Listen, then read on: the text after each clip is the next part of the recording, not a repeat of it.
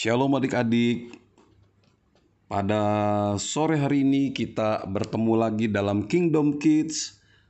Kita worship from home, kita pray from home, and kita playing from home. Adik-adik terkasih, pada sore hari ini kita akan belajar tentang berdoa. Bagaimana pentingnya kita sebagai orang percaya, sebagai orang Kristen, sebagai anak-anak Tuhan, anak-anak yang sangat dikasihi Tuhan, maka kita akan berdoa dan kita akan terus berdoa. Nah, mengapa kita perlu berdoa adik-adik? Mengapa kita harus berdoa? Bahkan Tuhan Yesus mengajarkan kita untuk berdoa dengan tidak jemu-jemu. Karena doa dan ibadah diprakarsai oleh Tuhan sendiri. Adik-adik tahu tidak bahwa Tuhan Yesus sangat menginginkan kita berdoa kepadanya. Karena ini adalah juga perintah Tuhan agar kita sebagai anak-anaknya untuk berdoa, berdiskusi, berkomunikasi dengan Tuhan yang adalah Bapa kita. Dan itu juga terdapat di dalam Perjanjian Lama. Kalau adik-adik ingat kisah Nabi Musa, ketika Nabi Musa menghadap Firaun untuk membebaskan bangsa Israel dari perbudakan di negeri Mesir, firman Tuhan datang melalui Nabi Musa untuk Firaun, dikatakan, "Biarkanlah umatku pergi supaya mereka beribadah kepadaku."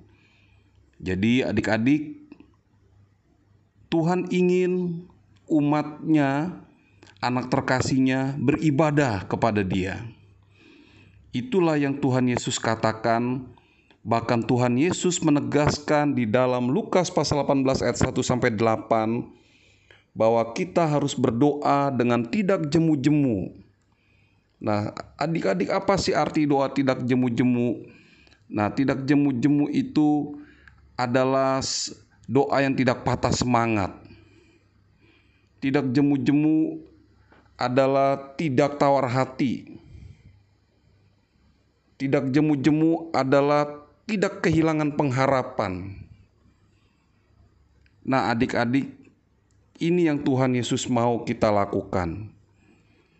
Dan bahkan Tuhan Yesus menceritakan kepada murid-muridnya untuk berdoa dengan sebuah perumpamaan, sebuah kisah seperti yang terjadi dalam Lukas pasal 18 ayat 1-8, bahwa dikisahkan di sana ada seorang hakim yang tidak takut akan Tuhan. Dan hakim ini tidak peduli, tidak ada rasa sungkan, tidak ada rasa tidak enak terhadap sesamanya.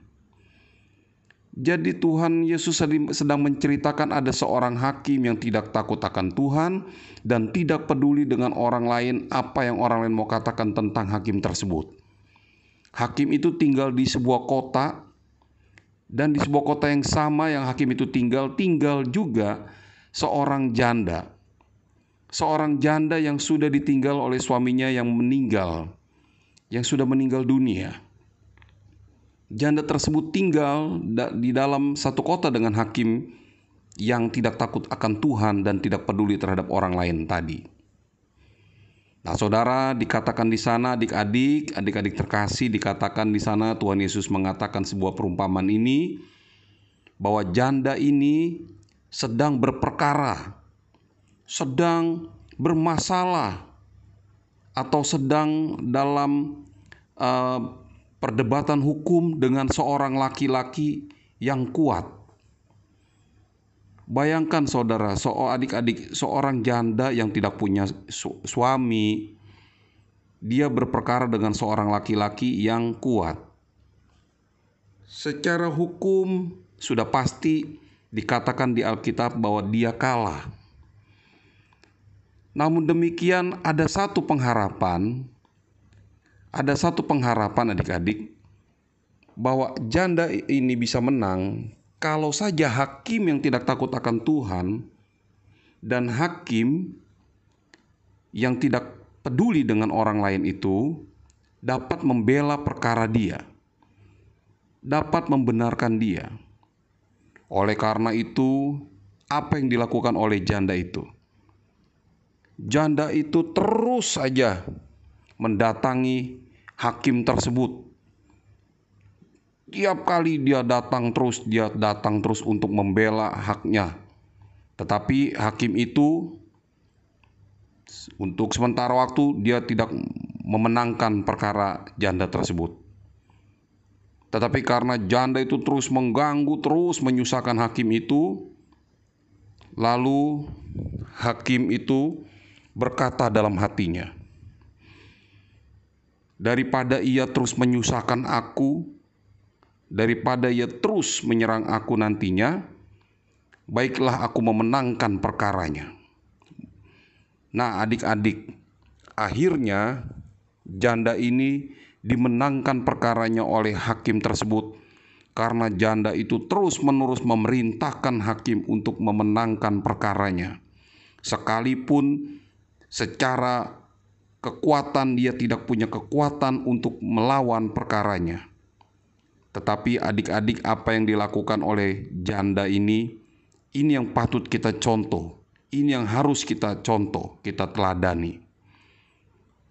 Bahwa sekalipun tidak ada pengharapan, sekalipun tidak ada jalan keluar, sekalipun tidak masuk akal, tetapi kalau hakim ini membenarkan dia, tidak ada satu orang pun yang sanggup memprotes dia. Karena hakim itu kenapa? Karena hakim itu tidak peduli dengan orang lain. Dan bahkan kalau orang lain berkata, kamu nggak takut apa sama Tuhan? Kok kamu belanya dengan tidak adil? Hakim tersebut akan menjawab, aku tidak takut dengan Tuhan. Artinya adik-adik, sekali hakim ini membela janda ini, maka janda ini akan dimenangkan adik-adik. Nah, ini yang Tuhan mau, agar kita terus berdoa. Mengapa kita perlu berdoa adik-adik? Karena doa bagi kita orang Kristen, bagi kita orang percaya, doa adalah sebuah kesempatan besar untuk kita menumpahkan seluruh masalah yang ada dalam hidup kita. Serta kita dapat meminta dengan iman yang teguh karena kita tahu hanya Tuhan yang sanggup membenarkan kita. Nah adik-adik, jadi doa itu adalah bukan kita mau mengatur Tuhan. Doa itu bukan kita berdoa simsalabim abrakadabra, maka apa yang kita mau maka terjadi. Doa adalah karena kita tahu adik-adik Kingdom Kids, kita diajar di Kingdom Kids karena doa kita lakukan adalah karena kita tahu kita tidak mampu, tetapi ada satu pribadi yang mampu membenarkan, menolong, menyelesaikan masalah dalam hidup kita.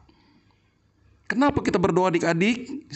Kakak ulangi lagi, bahwa kita berdoa karena kita tahu hanya Tuhan yang sanggup membenarkan, membela, menolong, dan menyelesaikan segala masalah dalam hidup kita.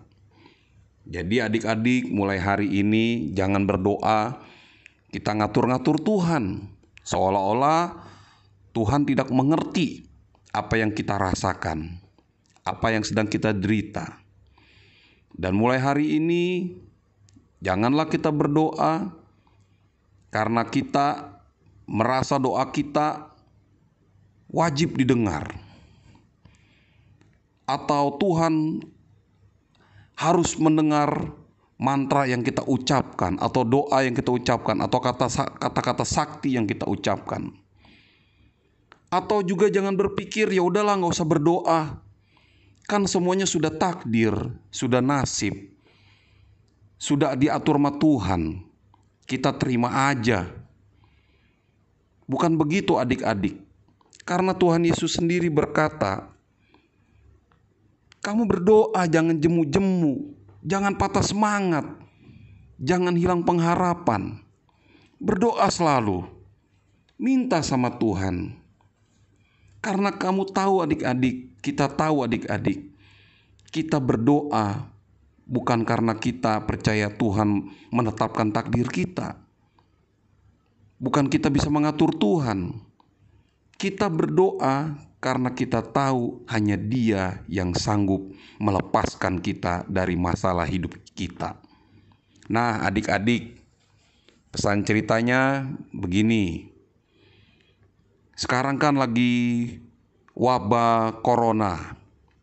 Banyak nih adik-adik, ada orang tua kita yang akhirnya kita menjadi susah untuk bekerja, untuk cari nafkah, untuk bayar kontrakan, untuk bayar listrik, bayar cicilan motor mungkin, atau mobil, atau mungkin bayar cicilan rumah, atau mungkin buat bayar uang sekolah adik-adik. Nah, papa mama kalian mungkin hari ini lagi susah, lagi bingung, lagi pusing. Atau mungkin ada teman-teman kita adik-adik yang saudaranya atau temannya yang terkena atau tertular virus corona. Sehingga mereka dalam keadaan bersedih, dalam keadaan berduka. Cobalah adik-adik, mulai hari ini adik-adik belajar untuk mendoakan mereka. Dan adik-adik juga melihat para tim medis, pemerintah dan presiden kita, tim relawan, semuanya lagi kebingungan. Mereka sedang takut tertular, tetapi mereka juga ingin menolong sesamanya. Karena itu adik-adik, selama di rumah ini, coba apa yang sudah adik-adik lakukan. Apakah adik-adik hanya bermain-main atau main game, atau hanya nonton TV saja, atau sedang sebel atau sedang boring di rumah ini. Nah, tapi adik-adik, inilah waktunya kita belajar tenang, kita akrab dengan keluarga kita untuk belajar dan beribadah di rumah. Bahkan kita bisa melakukan banyak hal di rumah bersama papa, mama, dan adik kakak kalian. Kalian bisa membaca firman Tuhan, bisa berdoa dan mendoakan mereka yang kesulitan dan kesusahan hari-hari ini.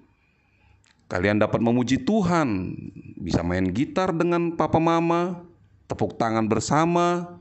Ayo, ajak papa mama kalian untuk terus bersuka cita. Coba adik-adik, mulai sekarang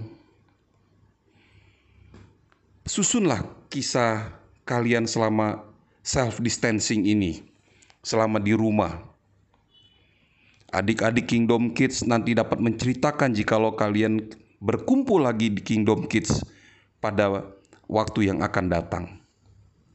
Percayalah adik-adik Kingdom Kids yang baik hati, yang manis-manis dan luar biasa. Kita pasti berhasil melewati badai ini. Adik-adik tidak perlu takut dan gelisah ya. Karena ada Tuhan Yesus Kristus yang selalu menjaga kalian. Kalian pasti ingat lagu Yesus Besertaku. Ada yang ingat adik-adik lagu Yesus Besertaku? Begini adik-adik lagunya.